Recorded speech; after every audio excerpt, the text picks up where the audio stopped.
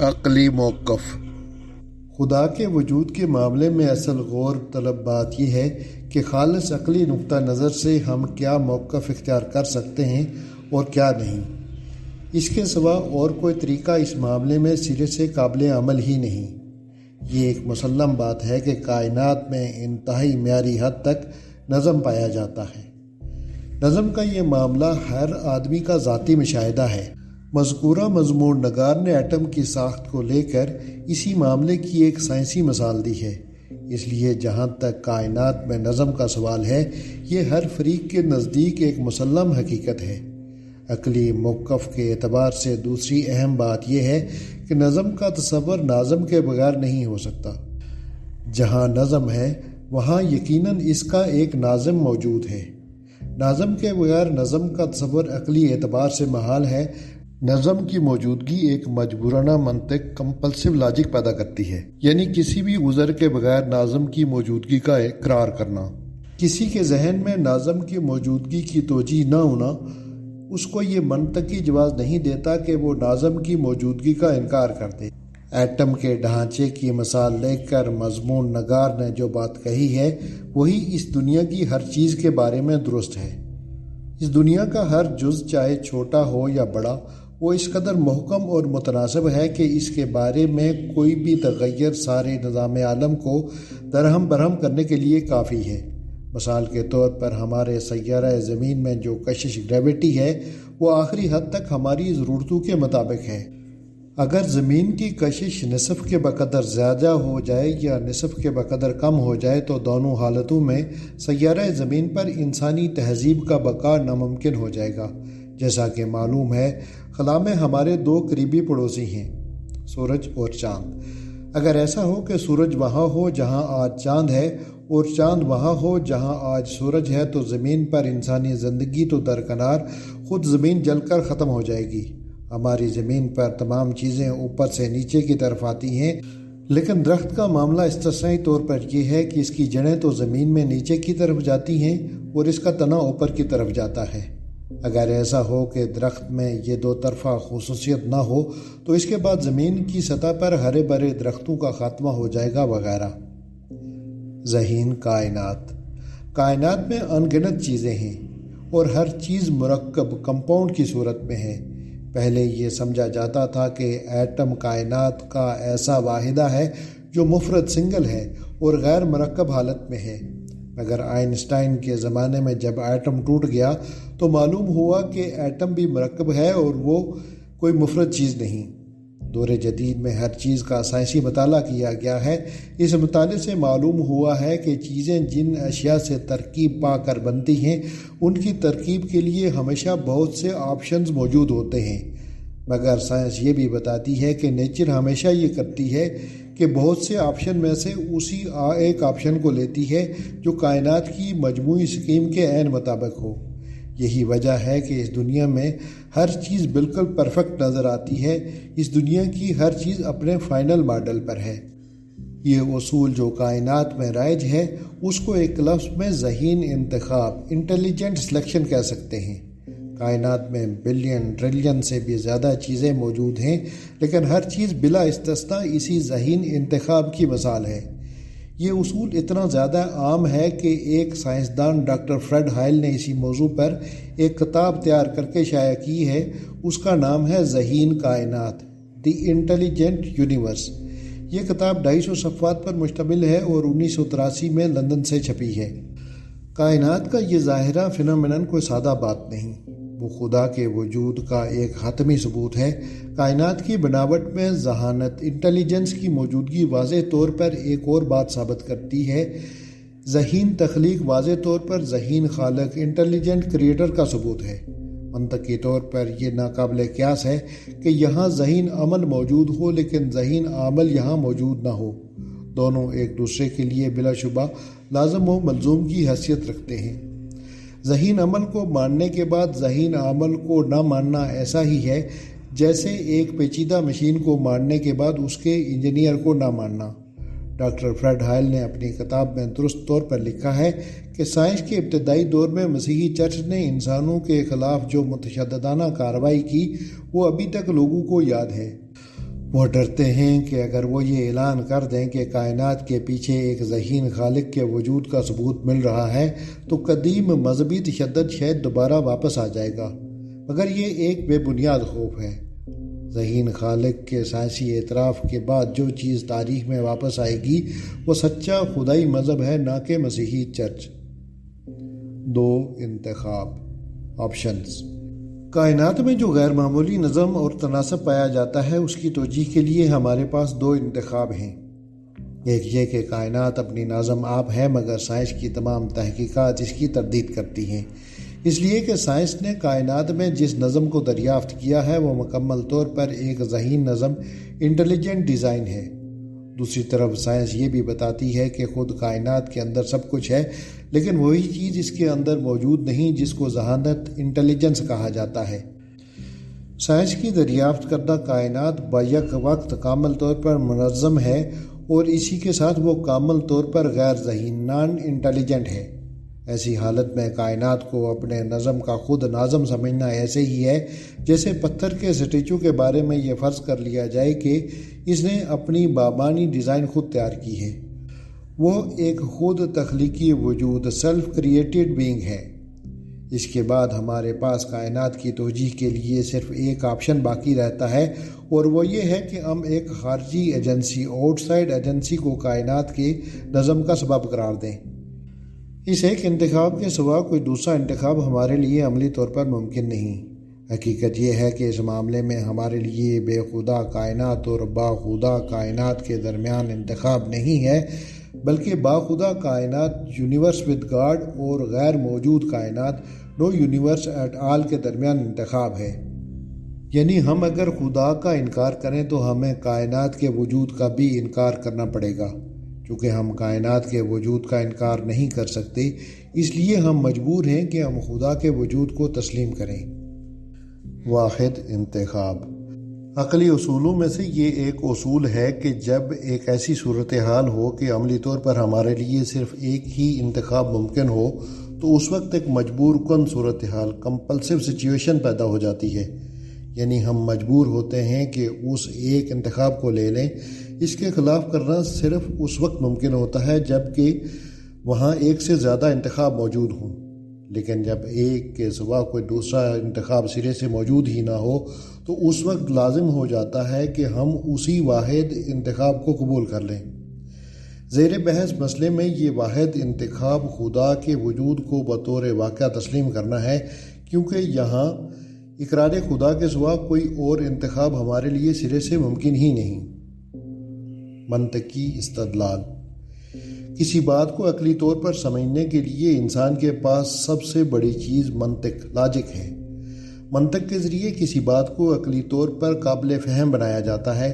منطق کی 2 بڑی قسمیں ہیں، ایک ہے انتخابی منطق، آپشنل لاجک، اور دوسری ہے مجبورانہ منطق، کمپلسو لاجک۔ منطق کے یہ دونوں ہی طریقے یکساں طور پر قابل اعتماد ذریعے ہیں۔ دونوں میں سے جس ذریعے سے بھی بات ثابت ہو جائے اس کو ثابت شدہ مانا جائے گا۔ انتخابی منطق۔ انتخابی منطق وہ ہے جس میں آدمی کے لیے کئی میں سے کسی ایک کے انتخاب کا موقع ہو۔ اس قسم کے معاملے میں ہمارے پاس ایسے ذریعے ہوتے ہیں جن کو منطبق کر کے ہم ایسا کر سکتے ہیں کہ کئی میں سے صرف ایک کا انتخاب کریں اور بقیہ چھوڑ دیں۔ مثلاً سورج کو لیجئے، آنکھ سے دیکھنے میں سورج کی روشنی صرف ایک رنگ کی دکھائی دیتی ہے، لیکن پرزم سے دیکھنے میں سورج کی روشنی 7 رنگوں میں بڑھ جاتی ہے۔ اس طرح سورج کی روشنی کے رنگ کے بارے میں ہمارے پاس 2 انتخاب ہو گئے۔ اب ہمارے لیے یہ ممکن ہو گیا ہے کہ دونوں میں سے جس انتخاب میں منطقی وزن زیادہ ہو ہم اس کو لے لیں۔ چنانچہ اس معاملے میں 7 رنگوں کے نظریے کو مان لیا گیا کیونکہ وہ زیادہ قوی ذریعے سے ثابت ہو رہا تھا۔ مجبورانہ منطق۔ مجبورانہ منطق کا معاملہ اس سے مختلف ہے۔ مجبورانہ منطق میں آدمی کے پاس صرف ایک کا انتخاب ہوتا ہے۔ آدمی مجبور ہوتا ہے کہ اس ایک انتخاب کو تسلیم کرے کیونکہ اس میں ایک کے سوا کوئی اور انتخاب سرے سے ممکن ہی نہیں ہوتا۔ مجبورانہ منطق کے معاملے میں صورتحال یہ ہوتی ہے کہ آدمی کو لازمی طور پر ماننا بھی ہے اور ماننے کے لیے اس کے پاس ایک انتخاب کے سوا کوئی دوسرا انتخاب موجود نہیں۔ مجبورانہ منطق کی ایک قریبی مثال ماں کی مثال ہے۔ ہر آدمی کسی خاتون کو اپنی ماں مانتا ہے۔ وہ مجبور ہے کہ ایک خاتون کو اپنی ماں تسلیم کرے، حالانکہ اس نے اپنے آپ کو اس خاتون کے بطن سے پیدا ہوتے ہوئے کبھی نہیں دیکھا۔ اس کے باوجود اپنی ماں کو یقین کے ساتھ ماں مانتا ہے۔